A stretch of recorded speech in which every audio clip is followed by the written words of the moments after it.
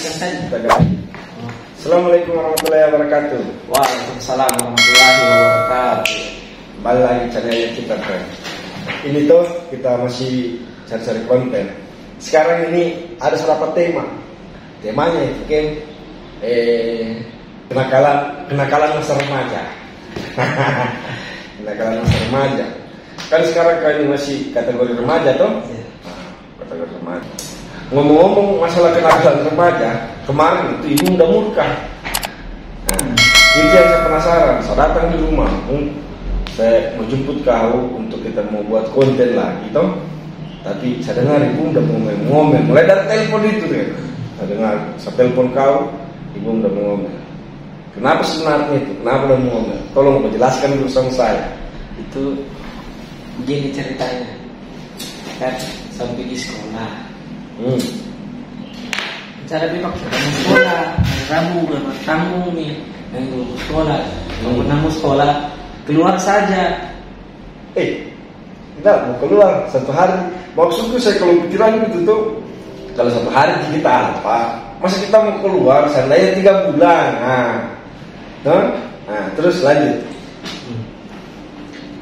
Paksa pergi sekolah dengan muka cemberut. Tapi memang sudah tidak niat ini untuk sekolah, ada niat dalam hati. Paksa pergi sekolah. Tengah perjalanan, motorku mati habis bensinnya. Habis bensinnya, pas tinggal juga Pertamina toh, dorong bisa sedikit, isi bensin nih. Tapi akhirnya terserah terlambat. Maksudnya? Memang sudah tidak niat sekolah sih. Tidak niat sekolah. Maksudnya? Itu sudah jam berapa tadi? Pokoknya sudah jam 7 lewat lah. Sudah jam 7 lewat. Sementara masuk sekolah jam berapa? Jam 7.15. Tutup gerbang pertama. Gerbang. Tutup gerbang tuh. Ngantri nih, selesai sama ngantri isi bensin. Jam 7 lewat 25, 22 kayak itu 21. Kita pergi di sekolah. Sudah pakai jaket, kamu lewat hutan. Tapi tidak bisa, ada yang jaga di gerbang karena sekolahku lewat hutan, lewati gerbang sekolahku, harus lewati. Kalau tidak bisa. Ada yang jaga, sapam yang jaga tuh, jaga. Sudah lihat memang ada memang satu orang. Saya sudah teriaki, saya sudah bilang tuh, kenapa putar balik? Atau tunggu gerbang, bilang begitu. Pulang dia juga. Pulang juga dia. Saya bingung, pertama sudah percaya. Pergi ini lagi, jalan malu. Saya lihat ada 2 orang cewek di gerbang, nama sekolah. Udah berdiri. Nggak ada cikanya nih, nggak jas masuk kayaknya. Ya itu asumsi bro, itu pikiran. Udah jas masuk. Saya putar balik nih. Tapi kau belum sampai di gerbang. Beda sedikit. Itu kesalahanmu. Harus dia sampai dulu di gerbang. Tuh, bertanya apa mau masuk. Bertanya itu satu yang harus sepakat. Harusnya begitu toh. Tapi memang niatmu itu dulu apa yang sampai berpikiran kau tidak mau pergi sekolah pada hari itu. Selain karena besoknya sudah hari tanggal merah nih. Hari Kamis kan tanggal merah. Nah, ini hari ini apa selain itu? Kalau itu tuh tidak ada alasan kesekian sekolah. Saya tidak mau saja. Saya tidak mau saja. Ada alasannya toh. Alasannya yang kuat sudah saya bisa bantu kok. Maksudnya saya bicarakan sama ibu supaya jangan marah lagi. Kan sekarang ibu udah masih murka ini. Supaya saya tidak saya. Kami kalau pulang itu ibu udah pergi menangis sendiri. Coba saya lihat statusnya, kirimkan statusnya. Kalau udah hujan, jalan sendiri saja. Baru emot-emot tenaga kok. Kalau berpikir lagi saya di situ ini, saya lagi pusing. Apa yang pusing kan? Dan masih marah sama saya. Saya mungkin pengalaman paling buruk saya selama saya tidak sekolah. Saya dimarah-marahin, sekolah. Stres. Itu. Tapi saya yakin kalau nanti aku minta maaf ya, akan maaf lagi Pak Ibu. Untuk buku saya minta maaf kesian itu. Gimana nih? Hanya faktor X saja, ada something lah. Bukan tidak mau pergi sekolah, saya mau pergi sekolah tapi alasan itu terlambat, tapi tidak diterima kasih alasanku. Memang sudah tidak diatur di sekolah lah. Itu yang pertama. Dari malamnya itu sudah pengaruhi kok memang kita bikin konten. Makanya itu tuh sampai di doktrin kepala jam sekolah, akhirnya jam sekolah. Dan sudah doktrin kok. Alasanku juga saya tuh masih ada PR kesunan sebelum kerjakan. Itu dia. Masih ada PR sebelum kerjakan. Dan kalau saya bilang sama ibuku, dia bilang kalau saya bilang sama ibu dari saya sekarang lah. Nah, saya tidak kerjakan itu PR. Dia bilang begini, itu kau main HP saja terus. Jadi ini kok kayak mencari gara-gara ada PR mau kerjakan, makanya kau masuk sekolah di. Itu dia. Intinya aku minta maaf dulu sama ibu. Aku minta maaf sama ibumu karena sampai ke sekolah. Saklar. Ada PR kita saya minta maaf sih. Minta maaf. Yang saya kesan marah-marah. Dela kasihan. Dari tadi malam saya tidak bisa tidur, betulan. Saya pikirkan ini terus. Terus yang bilang tadi siapa? Yang mau tadi siapa? Kiki. Oh. Iya saya. Di situ, dah kasih berpikir lagi saya. Saya bimbang ini. Bimbang. Pasti kebimbang karena namanya orang tua yang melahirkan kita. Surga di tanpa kaki ibu. Iya, mereka kau durhaka dan sebenarnya durhaka ji karena kau tidak melawan ji, kau diam kita buka saja banyak pertanyaan, kita buka di HP pertanyaan pengalaman. Itu juga boleh juga. Pertanyaan yang membuat terjebak lah. Beda. Saya kurang semangat.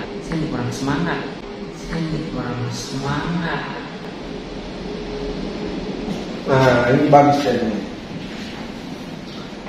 Ada pertanyaan kan? Apa hal yang paling disukai dan paling berharga di hidupmu? Gokil kan? Gokil itu Pak. Artinya kita bisa ceritakan tentang dirinya kita. Jawab. Menurutku ya. Apa hal yang paling disukai dan paling berharga di dalam hidupmu? Yang paling disukai dalam diriku itu. Yang saya sukai itu kalau saya sukai banyak.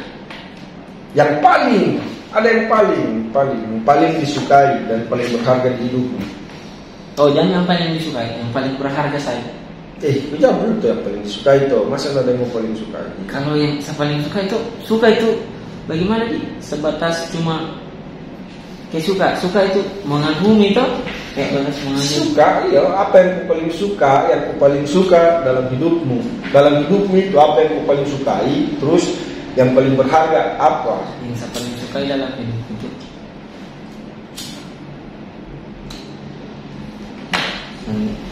saya kayak tidak ada saya suka dalam hidupku. Mas tidak ada yang kau suka dalam hidupmu?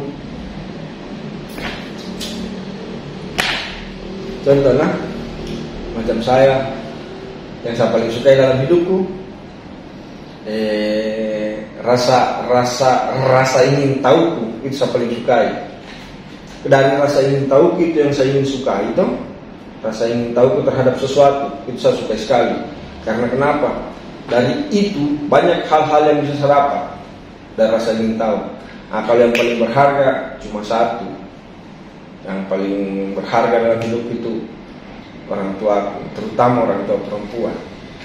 Dan di mana-mana itu pasti yang memang paling berharga itu sudah paling berharga. Satu-satunya itu cuma orang tua, kedua orang tua, terutama ibu. Orang tua perempuan. Tidak ada yang bisa kalahkan walaupun kau sudah bekerja, kau sudah punya keluarga. Yang paling berharga itu memang orang tua. Rasa ingin tahu yang saya paling suka, yang saya paling sukai, yang paling berharga itu sebenarnya orang tua. Kenapa saya pilih orang tua perempuan? Karena dia sekarang saya sudah rasa kalau dia itu sudah tidak ada, terus saya masih butuhkan kasih sayangnya, saya masih butuhkan supportnya. Tapi sudah tidak ada di tempat sandaran, sudah pergi nih tahun 2017 kemarin, sudah tidak ada. Tapi dia sebenarnya penguat itu orang tua perempuan. Apa yang saya cita-citakan, walaupun saya bicara saya ingin begini mah, saya ingin begini mah, walaupun tidak masuk akal toh, tapi diaminkan. Itu orang tua supportnya, masya Allah, luar biasa Pak. Saya juga sama ibuku. Berarti kan juga orang tua. Saya juga orang tua. Kau punya ibu tuh. Nah, coba ceritakan apa hal yang menarik dengan penghargaan pada orang tua. Punya kepada orang tua tuh, orang tua walaupun sudah susah, apa yang kita mau, apa yang kita mau, dia akan belikan kita. Dia tidak akan lihatkan bagaimana dia tidak akan. Dia tidak pernah mengeluh, tidak pernah apa yang kita mau pasti dia belikan. Dan tidak kayak kasih kayak orang-orang begitu. Ada orang punya, kita juga mau punya, pasti dia usahakan. Padahal tidak ada uangnya. Padahal tidak ada uang, dia usahakan. Itulah orang tua. Dan juga akan jadi seperti orang tua. Itu. Makanya memang orang tua perempuan itu terutama tuh luar biasa dan punya perhatian. Mulai dari 9 bulan dia kandung kita, tuh 9 bulan dia kandung kita, tapi tidak ada itu rasa ngeluhnya, tidak ada rasa capeknya. Walaupun kita dan ibuku sering marah-marah, walaupun orang tua sering marah-marah, karena itu kasih sayangnya, nggak sayang kita, tapi kita yang tidak tahu diri, terutama saya ini kesian. Bikin konten YouTube, nah oke, fix. Berarti orang tua. Pertanyaan kedua tuh. Apa makna pulang ke rumah? Kena sekali nih Teh. Kena sekali dengan punya kondisi saat ini. Makna pulang ke rumah. Makna pulang ke rumah. Kalau saya ingin pulang, minta maaf dulu sama orang tua, sama ibu. Saya sudah kasih marah-marah dia, saya sudah gimana dia? Saya sudah kasih jengkel pokoknya. Sebenarnya itu nggak boleh seksi gitu, tapi udah marah-marah, saya diam sih. Saya ingin pulang, saya minta maaf supaya kembali lagi seperti semula tuh, seperti sedia kala. Karena orang tua itu paling berharga. Jadi teman-teman yang masih ada orang tua perempuannya terutama, jangan kalian sia-siakan. Karena kalau kalian sia-siakan orang tua, tidak akan sukses hidupmu. Kalau misal saya saja ini satu hari. Baru 1 hari kayak kangen sekali. Iya. Apalagi kau keluar tidak bagus hatinya. Tidak bagus hati. Nggak bisa kau tidur. Biar kau pergi gimana, kau tertawa tapi hatimu tuh lain rasanya. Lain, pokoknya lain dari yang lain. Biar kau happy di sana, di luar sana, kau tertawa sama teman-temanmu. Oke. Kalau saya makna pulang ke rumah artinya tempat beristirahat. Jadi seharian mulai dari pagi, kadang kau kita pergi kerja, tapi kantor, kau pergi sekolah, dan tempat lain itu pasti kalau pulang, kau kembali pasti kau kembali. Kau mau pergi sejauh apapun, pasti kau kembali. Itu istilahnya istana mula. Iya. Kalau kau di rumahnya orang beda juga, beda rasanya. Tidak leluasa di rumahnya kita. Betul. Kalau rumahnya kita apa kau mau bikin terserah. Kau mau jungkir balik, kau mau bagaimana terserah, kau eksperimen terserah kau di rumah. Bebas. Rumah walaupun istana. Kadang-kadang ada rasa jengkelmu, kan? Walaupun kadang-kadang ada suka dimarahi. Nah, saja.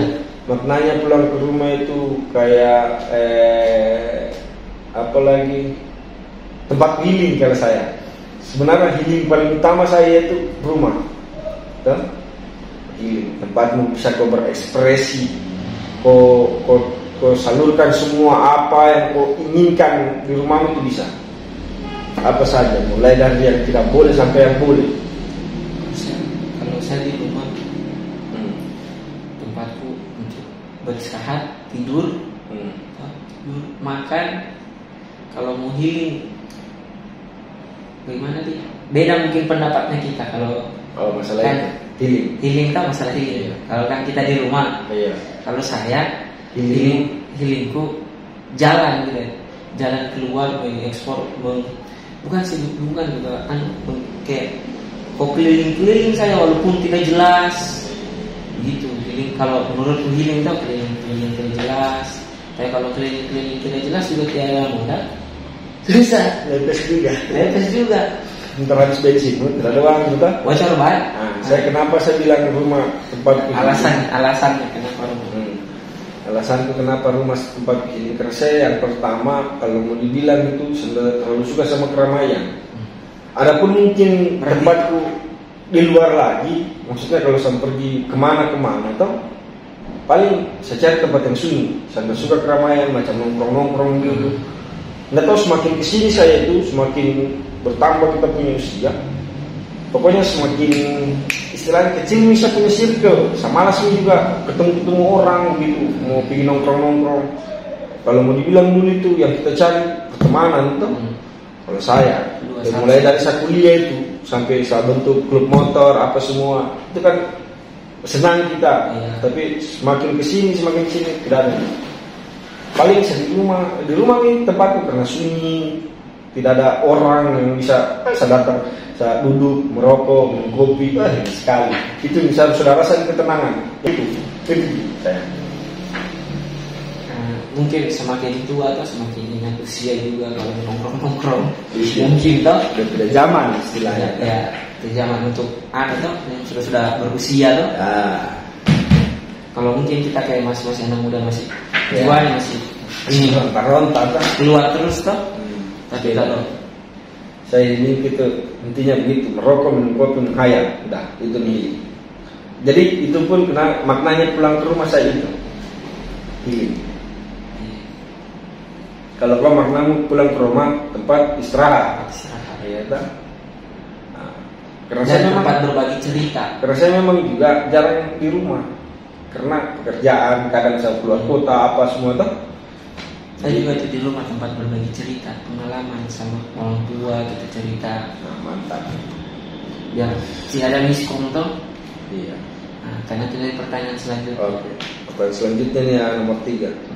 Apakah ada orang yang ingin dimaafkan atau meminta maaf? Ini kena sekali. Bang sekali temanya jadi. Pas. Bagus. Apakah ada orang kalau kau serasa pasti ada atau? Saya ada meminta maaf. Apakah ada orang yang ingin dimaafkan?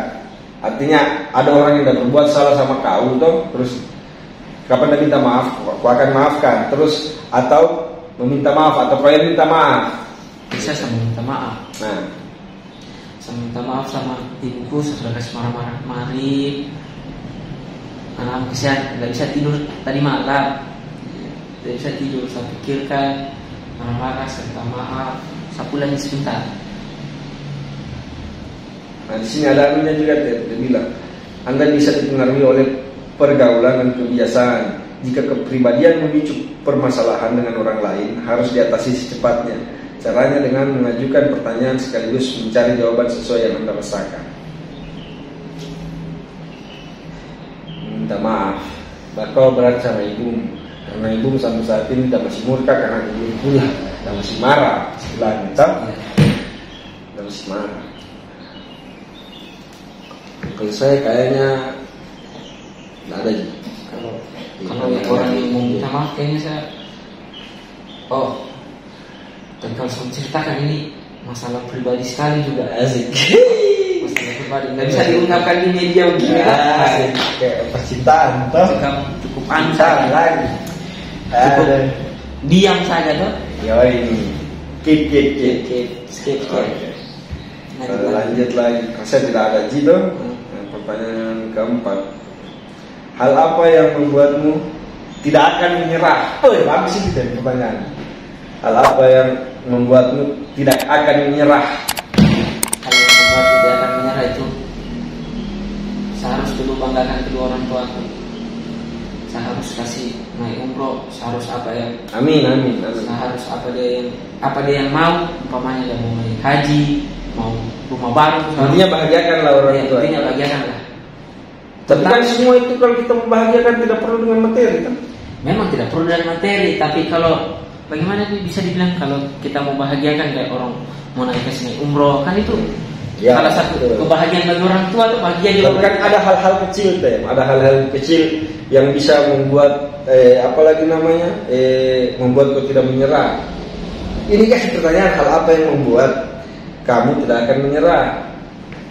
Saya tidak akan menyerah itu selagi saya belum bisa gapai cita-citaku dengan sebagai orang tua. Itu yang saya akan bisa menyerah. Tidak akan menyerah itu tahu, lakukan itu tak. Saya lakukan terus menerus. Betul. Yang pertanyaan kelima ini. Kelima keberapa ini? Kelima. Oh, kelima. Apa pelajaran hidup terbesar yang bisa dipelajari dari dirimu? Pelajaran hidup terbesar. Pelajaran hidup terbesar yang bisa lagi rasakan. Yang dirasakan ini, terbesar sekali ini sudah kasih marah-marah orang tua. Berarti ini harus kita berubah lagi menjadi lebih baik. Jangan sampai ada part-part selanjutnya yang bikin orang tua marah-marah. Seharusnya kita bikin orang tua menangis bukan karena kelakuannya kita, karena kebanggaannya kepada kita, bukan karena memang kita yang melakukan kayak kasih menangis orang tua. Maksudnya kasih menangis orang tua dalam kurung itu harus menangis bahagia, jangan menangis kayak kecewa gitu. Nangis kecewa, harus menangis bahagia. Iya. Artinya dia bisa bangga atau menangis karena bangga. Prestasimu ke apa atau? Kita bisa belikan apa yang dia mau, bisa pokoknya berikan apa yang dia inginkan. Tapi saat ini pasti belum, karena masih sekolah. Masih sekolah. Tunggu 2 tahun atau 3 tahun akan datang, insya Allah. Saya akan buktikan, saya akan beri yang terbaik. Pelajaran besar untuk saya. Macet sudah pergi itu, saya belum jadi apa-apa. Itu pelajaran hidupku. Bagaimana nih? Saya belum bisa kasih dia apa-apa gitu. Saya belum bisa kasih bahagia dia. Itu saya ajukan jadi pelajaran. Saya jadikan pelajaran terbesar karena posisiku saat ini sudah bisa, apalagi namanya, sudah bisa cari uang sendiri, tapi dia sudah tidak ada. Itu sangat-sangat besar sekali pelajaran, dan kadang saya menangis sendiri gara-gara itu. Kenapa waktu dia masih hidup saya cuma bisa bikin susah, saya cuma bisa bikin dia jadi beban. Maksudnya dia jadikan saya jadi bebannya dia gitu. Istilahnya zaman sekarang beban orang tua. Iya, beban orang tua. Pada saat saya sudah punya, artinya ada penghasilan lah, punya uang, harusnya saya bisa bawa dia keliling-keliling, pergi kasih senang-senang. Itu sudah tidak ada nih. Selagi orang tuamu masih ada, jangan pernah kasih kecewa, karena kalau dia sudah pergi itu, tidak ada kesempatan. Kau bikin apa? Untuk saya juga. Iya. Yang bisa sekarang saya lakukan cuma apa? Rajin sholat, tidak tinggalkan 5 waktu, rajin doakan beliau. Biar mungkin dari situ dia bisa senang di sana, tuh. Kalau Tuhan izinkan doanya kita yang kita kirim ini diterima, insya Allah diterima. Iya, itu bisa ya. Pelajaran terbesar. Sama sekali teman-teman itu, kalau masih ada kalian punya orang tua, jadikan orang tuamu itu seperti ratu di rumahmu. Karena kau punya rezeki, insya Allah akan kaya raja-raja. Pasti itu. Udah janjinya Allah itu. Itu saya. Oke, clear. Ya. Kita tutup misa aja Pak Leto. Oh iya. Tutup. Oke. Mungkin panjang di durasinya. Pasti panjang sekali ini. Namun juga dorang menonton sampai habis nanti. Pasti skip. Udah skip. Kalau nonton jangan skip. Iya. Jadi ini awal mulai kita, siapa tahu ada yang bisa kasih komentar apa tuh, saran-saran, masukan perandanya orang tuh. Ayo. Oke, thank you guys. Assalamualaikum warahmatullahi wabarakatuh.